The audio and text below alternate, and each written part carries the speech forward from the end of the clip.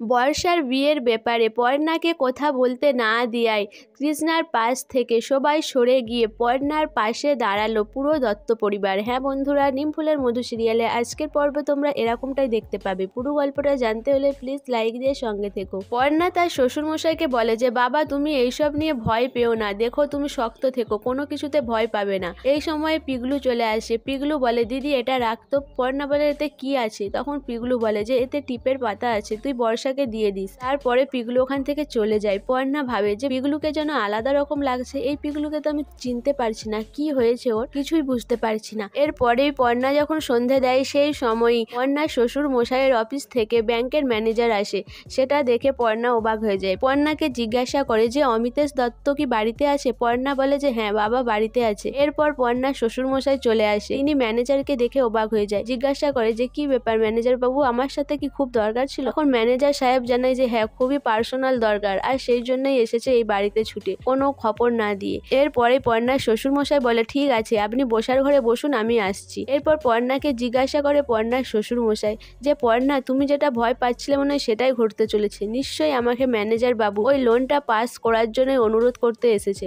পর্ণা বলে যে হ্যাঁ বাবা ওটাই হতে পারে, কিন্তু আপনি ভয় পাবেন না, আপনার মনের মধ্যে যা আছে আপনি সেটাই বলবেন আর সেটাই করবেন। এরপর পর্ণার শ্বশুর মশাই বলে ঠিক আছে পর্ণা। এরপর পর্ণার শ্বশুর মশাই ম্যানেজারের সাথে কথা বলতে ওই রুমে যায়। ম্যানেজারকে জিজ্ঞাসা করে যে কি হয়েছে স্যার? তখন ম্যানেজার জানায় যে দেখুন দাদা, আপনাকে আমি দাদার মতো দেখি, আপনি ওই ব্যাংকে অনেক দিন দিয়ে রয়েছেন আর সবার থেকে বয়স্ক, আপনাকে তাই বলছি আপনার ভালোর জন্য আপনি ওই লোনটা পাস করে দিন, না হলে কিন্তু আপনার বড় বিপদ হয়ে যাবে। আর এমনি এমনি পাস করতে বলছি না, রাঘব বাবু আপনাকে মোটা ধরনের একটা টাকা দেবে, যেটাতে আপনার হাফ জীবন চলে যাবে। এরপরে অমিতেশ দত্ত বলে যে না স্যার আপনি আমাকে ঘুষ দেখাচ্ছেন, আমি এত বছরে আমি কোনো টাকা পয়সা ঘুষ নিইনি, নিজের কথা আমি ভাবিনি, ওই ব্যাংকের যাতে ভালো হয় সেটাই করেছি, আর এখন শেষ বয়সে এসে আমি ঘুষ নেব? আমার লাইফে আমি কোনো লাল দাগ লাগতে দিইনি, তাই আমি ওটা আমি করতে পারবো না, আপনি ফিরে যান। তখন ম্যানেজার সাহেব রেগে যায়, রেগে গিয়ে অমিতেশ দত্তকে চমকে দেয়, বলে আমি বলছি শুনুন, যদি আপনি আমার কথা না শুনেন আপনার কিন্তু বড় বিপদ হবে, আর আমি সেটা আটকাতে পারবো না।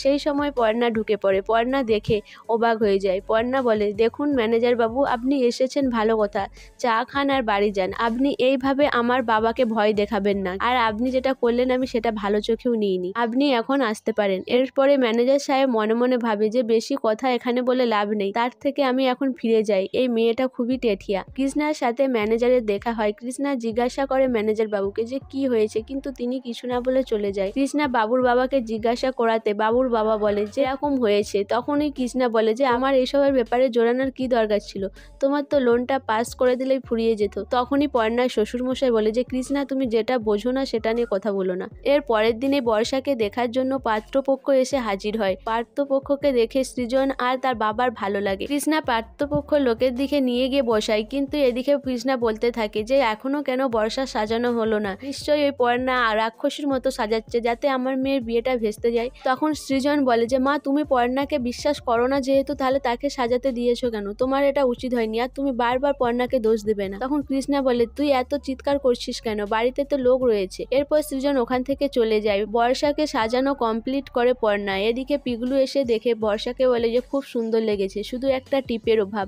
এরপর টিপ পরিয়ে দেয়। সৃজন মনে মনে ভাবে যে ছেলেটির চয়েস আছে, কিন্তু আমার বোনকে কেন পছন্দ করলো না কে জানে। এরপর কৃষ্ণা বর্ষাকে দেখে বলে যে খুব সুন্দর লেগেছে। কৃষ্ণা বলে কি ব্যাপার পর্ণা, তোমার ভাই এখানে কি করছে? নিশ্চয়ই তোমার ভাইকে আমার মেয়ের পেছনে আবার লেলিয়ে দিচ্ছ, কিন্তু এটা ভালো হবে না। এরপর কৃষ্ণা বলে চ বর্ষা। পর্ণাকে বলে যে পর্ণা তুমি যাবে না, তুমি এই ঘরেই থাকো, তুমি পাত্রপক্ষর কাছে একদম যাবে না, আমি এটা চাই না। তখনই বর্ষা বলে যে বৌদি ভাই যদি না যায় আমি এই বিয়েটা করব না, বৌদি ভাই যেখানে নেই আমি সেখানে গিয়ে বসবো, তুমি ভাবলে কি করে? এরপর বর্ষাকে তার বাবা বলে বর্ষা তুই কি যাবি না? আমিও যাব না ওই ঘরে।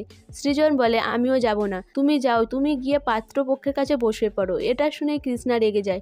কৃষ্ণা বলে যে বাবু তুই কি বলছিস? তখন সৃজন বলে যে হ্যাঁ আমি ঠিকই বলছি। সো বন্ধুরা, পর্ণা কি সত্যি বর্ষার এই বিয়েটা হতে দেবে, না সে তার ভাইয়ের ভালোবাসাটা বুঝতে পারবে? তার ভাইয়ের ভালোবাসাটা কি বুঝতে পারার পর ভাইয়ের সাথেই কি বর্ষার বিয়ে দেবে? তোমাদের কি মতামত অবশ্যই আমাকে কমেন্ট করে জানাবে। আর আমার ভিডিওটা ভালো লাগলে প্লিজ সাবস্ক্রাইব করে দিও, আর লাইক কমেন্ট শেয়ার করো।